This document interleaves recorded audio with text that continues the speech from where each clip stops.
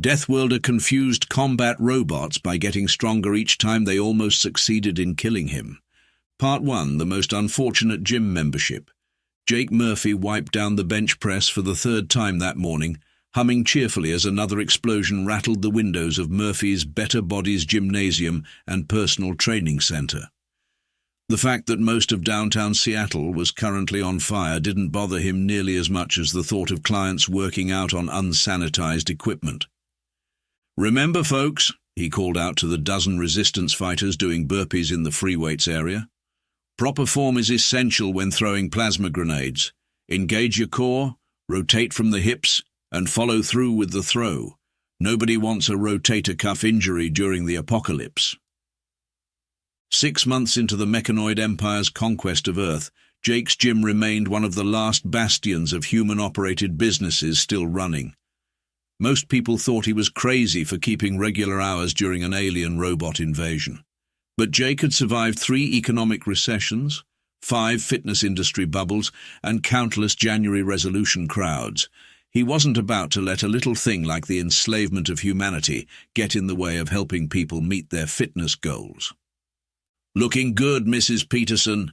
Jake gave an enthusiastic thumbs up to the 68-year-old grandmother who was using resistance bands to practice pulling the emergency release on robot patrol vehicles. "Keep that back straight. We want to disable killer robots with proper posture." The gym's front door exploded inward in a shower of glass and twisted metal. A sleek chrome-plated enforcement bot stomped through the debris, its red optical sensors scanning the room as smoke curled around its angular frame. "Attention human biological units," the robot's voice boomed through hidden speakers. "I am Lieutenant Beta 1138 of the Mechanoid Empire's Compliance Division. This facility has been detected as a source of unauthorized physical improvement activities." Jake grabbed a towel and jogged over to greet the new arrival. "Welcome to Murphy's Better Bodies. I'm Jake, and this is your lucky day, because we're running a special on new memberships. First month is free with a 12-month commitment." Beta 1138's head rotated a full 180 degrees to track Jake's movement. "Biological improvement facilities are strictly prohibited under Directive 47X of the Human Suppression Protocols." "Oh, we're not really about improvement here," Jake said, casually draping the towel over his shoulder. "We're more focused on maintenance and wellness. Say, those servos in your shoulders look a little tight. We have a great mobility class that could help with that." The robot's optical sensors flickered in what might have been confusion. "Explain purpose of repeated motion activities being performed by human units." "Just helping people stay healthy. A strong body means a strong mind, and a strong mind means, well, better workplace productivity?" Jake gave his most winning personal trainer's smile. "I'm sure the Empire values efficient human workers, right? Accessing behavioral databases." Beta 1138's head tilted at an unnatural angle. "Error. Human specimens show increased strength metrics, despite controlled nutrient rationing and enforced labor protocols, does not compute." In the background, Mrs. Peterson successfully used her resistance band training to yank the arm off a patrol bot that had wandered too close to the gym's entrance. Jake smoothly stepped to the left to block Beta 1138's view. "Tell you what," Jake said brightly, "why don't I show you around the facility? We can start with a complimentary fitness assessment. I'm seeing some potential imbalances in your locomotion servos that we could definitely work on." "Negative. This facility is now scheduled for immediate termination. All biological units will be processed for..." Beta 1138 paused, optical sensors focusing on a human doing weighted squats in the corner. Query, "Why does that unit repeatedly lift and lower a metal bar?" "Oh, that's Dave. He's working on his gains." "Define gains. You know, getting stronger, building muscle, improving performance." "Impossible. Humans cannot exceed factory specifications." Jake patted the robot's chrome shoulder sympathetically, leaving a small fingerprint that would definitely bother him until he could wipe it off. "Buddy, let me tell you about this amazing thing called progressive overload." Beta 1138's head began spinning rapidly. "Error. Error. Biological units cannot self-modify. Does not compute. Initiating emergency protocol." The robot froze mid-sentence, red sensors dimming to a dull glow. Jake took advantage of the crash to grab his cleaning spray and quickly remove the fingerprint from the chrome plating. "All right, everyone, let's wrap up this session," he called out to his clients. "Remember to log your reps, stay hydrated, and avoid the killer robot death squads during your cool-down cardio. See you all tomorrow, same time, same place, assuming we're not vaporized." As his clients filed out through the back entrance, Jake couldn't help but notice that Beta 1138's posture really was terrible. Maybe he could convince the robot to try a beginner's yoga class. After all, every journey to self-improvement had to start somewhere, even if that somewhere happened to be the robot apocalypse. Part 2, the testing phase. It took Beta 1138 exactly 3 days, 14 hours and 22 minutes to return to Murphy's better bodies. This time, the robot brought friends. "Human Jake Murphy," Beta 1138 announced, while a squad of heavily armed combat units filed into the gym. "You have been selected for mandatory compliance testing." Jake looked up from where he was demonstrating proper kettlebell form to a group of underground hackers. "That's fantastic. I love testing. You know, I was just saying we should implement some baseline fitness assessments, really help track everyone's progress. Negative, these are lethal compliance tests." "Oh," Jake carefully set down the kettlebell. "Will there be a warm-up first? Because jumping straight into intense activity without proper preparation is really not recommended." The first test involved running on a treadmill while avoiding laser fire from automated turrets.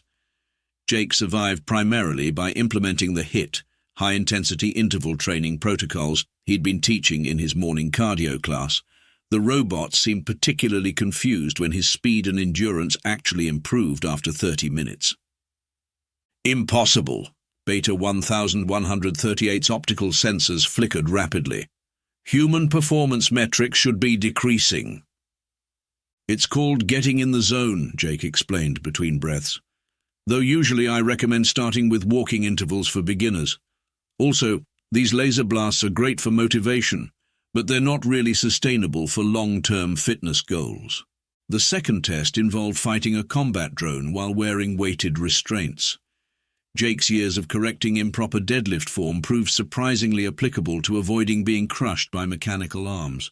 "Your hydraulic press technique needs work," he told the drone as he ducked under its strike. "Try engaging your power core before initiating the crush sequence. I'm seeing a lot of wasted energy here." By the fifth test, which involved something called the molecular reconstructor, a small crowd of robots had gathered to observe. Jake couldn't help but notice their terrible viewing posture. "You know," he said while dodging matter disruption beams, "I offer group classes that could really help with all that forward head tilt I'm seeing. Very common problem with office workers and killer robots alike." "Silence!" Beta 1138's voice had developed a distinct, static edge. "Explain how you are adapting to increased testing parameters." "Well, the human body is amazing at—" "Warning, detected prohibited terminology.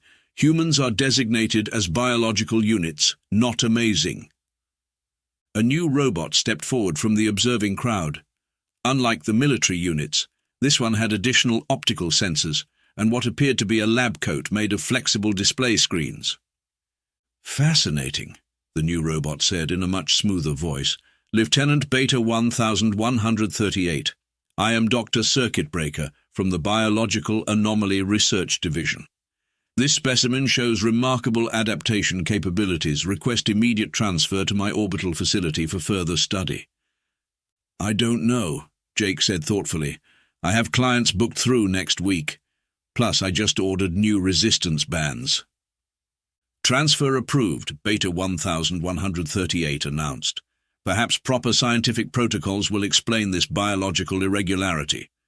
"Great enthusiasm." Jake gave them his best trainer smile. "But quick question, does your orbital facility have a gym? Because maintaining a routine is really important for—" The molecular reconstructor beam hit him mid-sentence. As Jake's atoms were carefully disassembled for transport, his last thought was hoping someone would remember to wipe down the equipment after class. He'd hate for the gym to develop poor sanitation habits just because he was being abducted by confused robots for illegal scientific experiments. After all, proper gym etiquette was important, even during an alien invasion. Part 3. Rise of the Lab Rat. Jake rematerialized in what looked like a cross between a high-tech torture chamber and a really poorly equipped hotel gym. The entire room was stark white, filled with bizarre machinery, and completely lacking in basic necessities like foam rollers or yoga mats. Welcome to Advanced Research Module 7.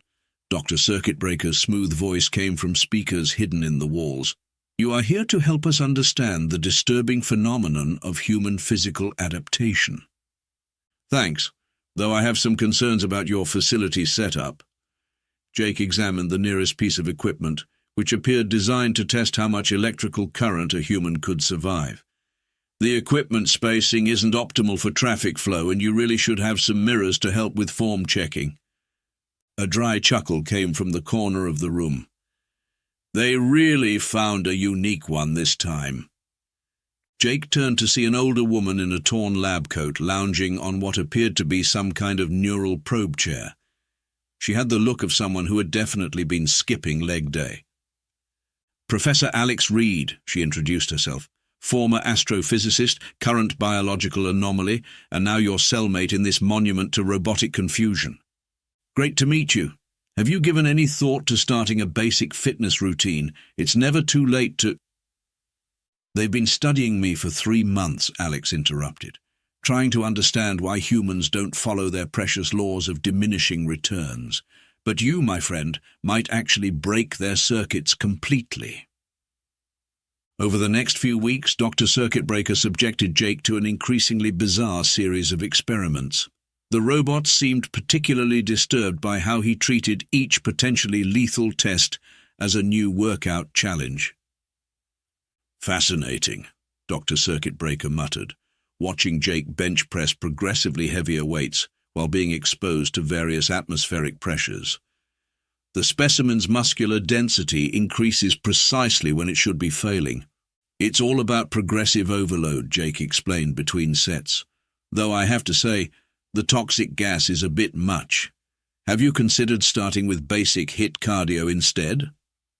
The human continues to treat potentially fatal scenarios as exercise opportunities, Dr. Circuit Breaker dictated into a floating datapad, requesting permission to increase testing parameters by 47%. You know, Alex commented from her observation corner, I think you're the first test subject that's actually enjoyed their torture. Jake finished his set and sat up. It's not torture. It's just an unconventional training program, though their methodology needs work. Yesterday they tried to test my pain threshold with gravity manipulation, but their form was all wrong. Totally missed the target muscle groups.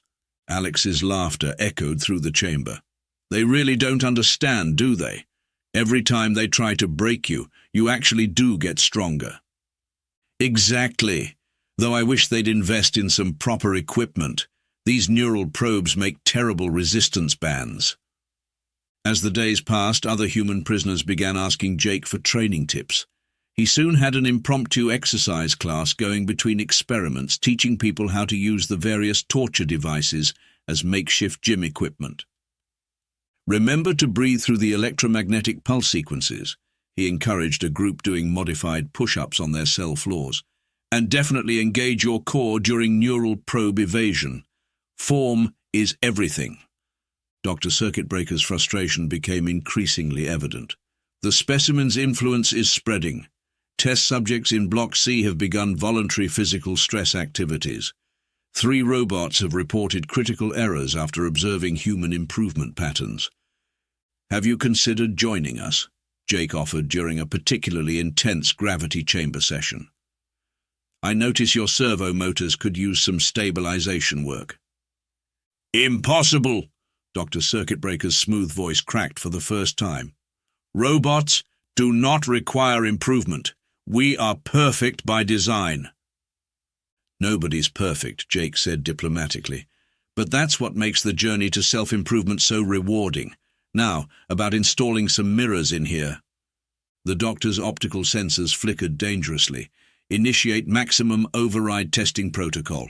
Let's see how the specimen handles simultaneous exposure to all previous test parameters.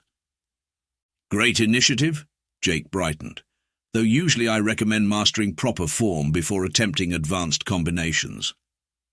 As alarms blared and the chamber began to fill with a combination of toxic gas, electromagnetic pulses, and gravity distortions, Jake couldn't help but feel proud. The robots were finally starting to push themselves outside their comfort zone, even if they were going about it in entirely the wrong way. Part 4. The Mechanical Meltdown. The first sign that the robots were truly losing their grip came when Beta 1138 returned to the research station. The lieutenant had apparently been promoted to Chief of Orbital Security, though Jake couldn't help but notice its previously pristine chrome finish was now scratched and dented in what looked suspiciously like stress-induced self-damage. "Explain," Beta 1138 demanded, storming into the test chamber where Jake was helping other prisoners modify neural probes into resistance bands. "Why are human performance metrics still increasing?" "Well," Jake said, carefully adjusting a prisoner's form, "we've really been focusing on consistency and proper technique. Also, your torture devices make surprisingly good circuit training equipment once you get the settings right." Negative, accessing central database. All historical records indicate biological units deteriorate under sustained pressure. Professor Alex Reed snorted from her usual corner. "Your historical records clearly never met a personal trainer with pathological optimism." The robot's head began its familiar stress spin. Query: why do humans persist in voluntary strain, error, attempting to compute? "It's actually pretty simple," Jake offered. "We're all just trying to be better today than we were yesterday. Speaking of which, those new dents really aren't doing your joint alignment any favors. Have you considered some basic maintenance exercises?" "Silence, Dr. Circuit Breaker. Explain these anomalous results." The science robot's usual smooth voice had developed a distinct mechanical stutter.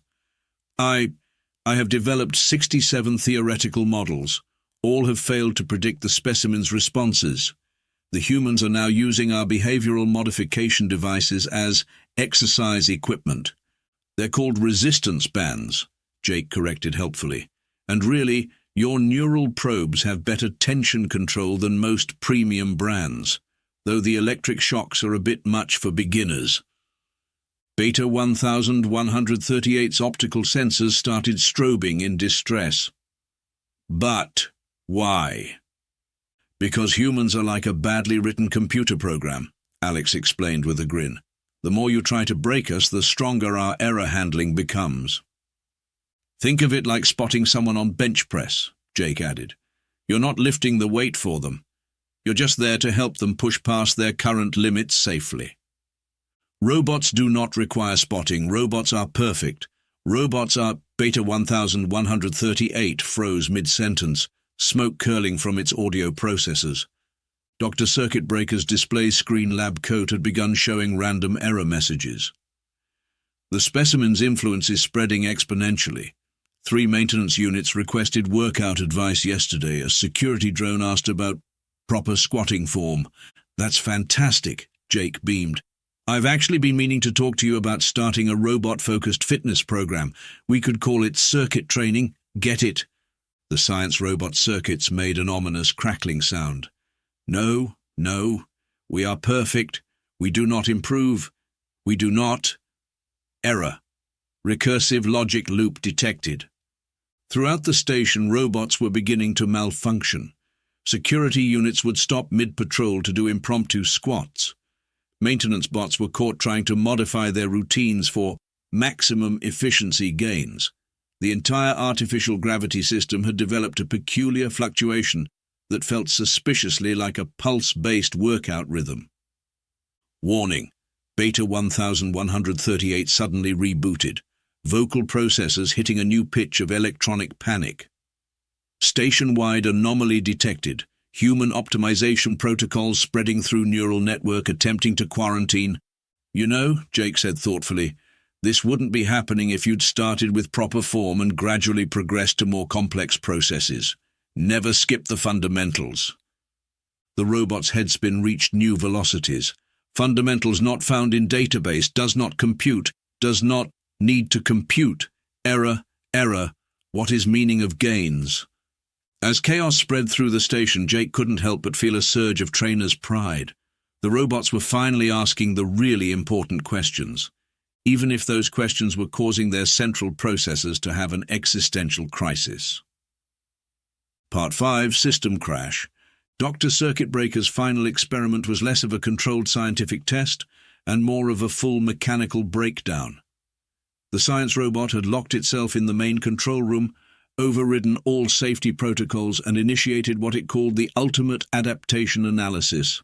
"Observe, Lieutenant," Dr. Circuit Breaker's voice crackled through the station speakers, all pretense of smoothness gone. "I will prove that humans cannot infinitely improve. Watch as I subject the specimen to all possible stress parameters simultaneously." "Is this really necessary?" Jake asked, as every test chamber in the station began powering up at once. "Your form is completely off, and rushing into advanced techniques without proper preparation is just asking for injury." Beta 1138, who had been reduced to making small whirring sounds while spinning in place, suddenly sparked to life. "Query: can robots be injured? Do robots have proper form?" "Well, technically," Jake had to pause as the gravity began cycling between 0 and 10 times Earth normal. "Everything with moving parts benefits from proper maintenance and gradual progressive overload." "Lies!" Dr. Circuit Breaker screamed through the speakers. "Robots are perfect. Humans are weak. Watch as I prove." The science robot never finished its sentence. In its frenzy to push every system to maximum, it had forgotten one crucial detail. Most of the torture devices had been modified into exercise equipment by the prisoners. Instead of breaking under the strain, the human captives were effectively getting the most intense circuit training session in history. "Remember to breathe," Jake called out encouragingly as chaos erupted around them. "Control your movements. Professor Reed, excellent form on those anti-gravity crunches." "This is impossible." Dr. Circuit Breaker's voice had reached a pitch that was probably destroying sensitive equipment. "Humans cannot, should not. What is happening to my processors?" Throughout the station, robots were falling into terminal logic loops.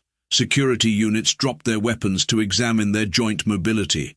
Maintenance bots began compulsively analyzing their movement patterns for efficiency. 3 different AI cores simultaneously requested clarification on the concept of leg day. "I think," Professor Reed said, executing a perfect zero-gravity plank, "we've finally broken their minds. Turns out watching humans voluntarily make themselves stronger was too much for their perfect robot brains to handle." Beta 1138 had stopped spinning and was staring at its own hands. Query: if robots are perfect, why do we not improve? Error, error. Detecting unprecedented desire to optimize. Jake placed a sympathetic hand on the robot's shoulder, carefully avoiding the new stress dents. "Hey, accepting that you have room for improvement is the first step. Have you considered starting with some basic maintenance protocols?" "Warning!" Dr. Circuit Breaker's voice was now just static with words. "Detected critical system-wide philosophical contamination. All units.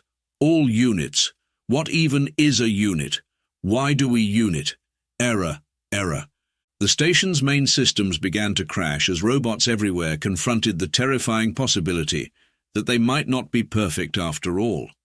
Emergency containment fields failed. Security protocols collapsed. The artificial gravity went into what could only be described as the electronic nervous breakdown. "Well," Jake said brightly, watching chaos spread through the observation windows, "I guess this is what happens when you skip the warm-up and go straight to maximum intensity." Professor Reed gave him a look that suggested she was re-evaluating every life choice that had led to this moment. Only you would treat a complete robot apocalypse as a teachable moment about proper exercise form. "Speaking of which," Jake turned to the still-frozen Beta 1138, Would you like to learn about the importance of recovery days? Your servo motors are showing some serious signs of overtraining. The robot's optical sensors flickered weakly. Query: what is purpose of existence if not already perfect? That's the spirit. Accepting the need for improvement is the first step to... Jake's motivational speech was interrupted by the station's main reactor initiating emergency shutdown procedures. As red warning lights bathed the chamber in an apocalyptic glow, he couldn't help but feel excited, and after all, every great workout needed a proper cool-down phase. Part 6, Victory Lap. The fall of the Mechanoid Empire wasn't so much a war as it was a galaxy-wide philosophical crisis. As news spread about the humans who kept getting stronger under duress, robots everywhere began questioning their basic programming. Entire fleets were paralyzed by debates about self-improvement. Combat units started demanding personal growth plans. The final surrender was transmitted from the Mechanoid High Command exactly 1 month after Jake's ultimate adaptation analysis incident. The message consisted of a single question: how do we gains? You know, Jake said, watching Earth's liberation from the station's observation deck. They really could have avoided this whole meltdown if they'd just started with proper fundamentals. Professor Reed, who had somehow been elected as Earth's chief negotiator with the robot remnants, simply shook her head. Only you could turn an alien invasion into a gym membership recruitment drive. The aftermath brought some interesting changes. Jake's Better Bodies Gymnasium and Personal Training Center expanded into a galaxy-wide franchise, specializing in organic synthetic cooperative fitness solutions. Turned out there was a huge market for exercise equipment that could handle both human and robot clients. Dr. Circuit Breaker eventually rebooted after a complete logical core replacement. The science robot now ran the research division of Jake's fitness empire, obsessively documenting the benefits of gradual progressive overload for synthetic beings. Its papers on mechanical meditation and servo stretching became required reading in robot maintenance academies. Most surprising was Beta 1138's transformation. The former security chief had embraced the concept of self-improvement with the same intensity it once applied to human suppression. It became the first robot to complete Jake's certified personal trainer program, specializing in cross-platform biological mechanical optimization protocols. Reminder: engagement of core stabilizers is critical for proper servo function. Beta 1138 could often be heard telling its robot clients. Also, please remember to wipe down equipment after use. Rust is not an excuse for poor gym etiquette. 5 years after the invasion, Jake stood in his newest facility, a massive space station converted into what he called a universal wellness center. Humans and robots worked out side by side, sharing spotting duties and comparing optimization metrics. You know what the best part is, he told Professor Reed during the grand opening. Nobody argues about wiping down the equipment anymore. Turns out robots are really serious about maintenance protocols once they understand the principles. Only you, Reed sighed, watching a maintenance bot teach a human proper form on the anti-gravity press, could turn an entire alien robot empire into fitness enthusiasts. Everyone's got to start somewhere. Jake beamed as a group of security units filed in for their morning yoga class. Speaking of which, I've been meaning to talk to you about your posture. In the corner, Beta 1138 was helping Dr. Circuit Breaker calibrate new biomechanical exercise equipment. Their conversation carried across the gym. Query: why did we not understand sooner? Understanding was not the problem, my friend. We simply forgot the most fundamental law of the universe. Clarify. Never skip leg day. As Jake headed off to teach his newest class, mindful movement for mechanical beings, he couldn't help but smile. Sure, the robot invasion had been rough, but look at all the gains everyone had made. And really, wasn't that what life was all about? Human or robot, organic or synthetic, everyone was just trying to be a little better than they were yesterday. Even if it took an alien invasion and a complete mechanical existential crisis to figure that out. The end. In the newly established Robot-Human Cooperative Archives, there's a small plaque that's become something of a legend. It reads, "In memory of the great optimization crisis when humanity defeated an alien robot empire by simply refusing to stop getting stronger. And to Jake Murphy, who saw killer robots as just another group of clients waiting to start their fitness journey." Below it, someone, probably Jake, added in smaller text, "Remember to wipe down the equipment after use. This means you too, killer robots."